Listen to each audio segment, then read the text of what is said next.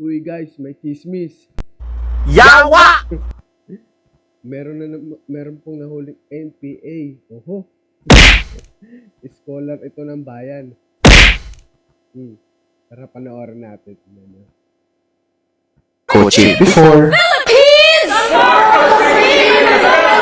is using U.S. tax dollars! Manis kayo sa English.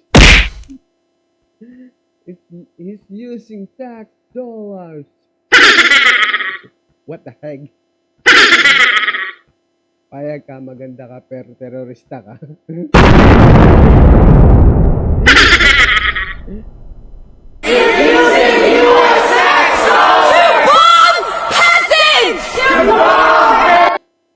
Pasig po, hindi Pasig. Kaya nahuhuli. Tulo nyo eh. Ang ano nyo kasi, medyo lantaran na kasi kayo eh. Ito lang dun dati eh.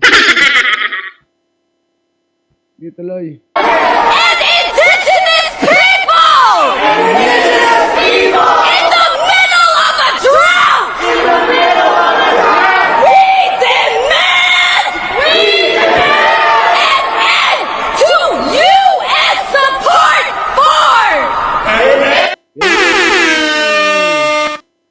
Sino susuporta sa atin? China? Sa paghahalata ang komunista talaga eh.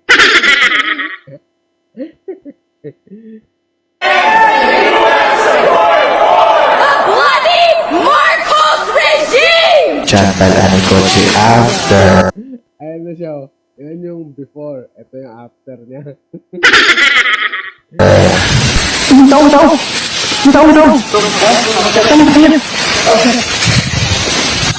Balita dito guys, no? Antino niya dun, no? Nagsasalita siya. Ganda. Fluent pa yung English niya.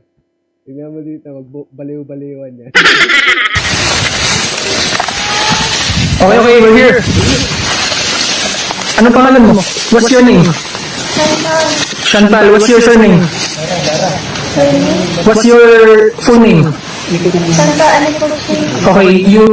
Balita dito guys, parang inutulang siya ng boyfriend niya. Inutulang siya ng boyfriend. Ay, nung kumakalat na chismis. Pero hindi ko pa naman confirm din. Lalo makasang pa dito eh. Sinontent ko lang naman ito. Medyo interesado kasi ako. You just calm down. We're going to help you, okay? Okay, you cooperate with us. Chantal and Kochi before. Ayun yun. Nahuli siya. Yung iba yata. May namatay yata. Ayun na siya. Nasa pangangalaga na ng AFP. Wait lang. Crop natin. Medyo matatakon ako eh.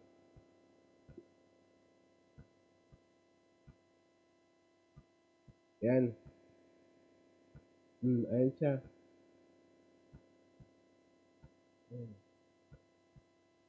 Ito yung Kabataan Party List. Nagre-request na palayain daw to. Totoo yun. Sino ba yung representative ng Kabataan Party List? Di ba si Renico? Nung na bombahan daw yun. Yung sinasabi-sabi nila, pinomba daw. Si Renico ang unang nagalit. Yung mga kumakalat na picture na magkakasama sila. Ayun sayang scholar pa naman ng bayan to. Bet napunta kayo sa mga ganyan. Diyan siya nagbaliw-baliwan. Ayun lang guys. Masasabi lang ni Tatay Jigs dyan.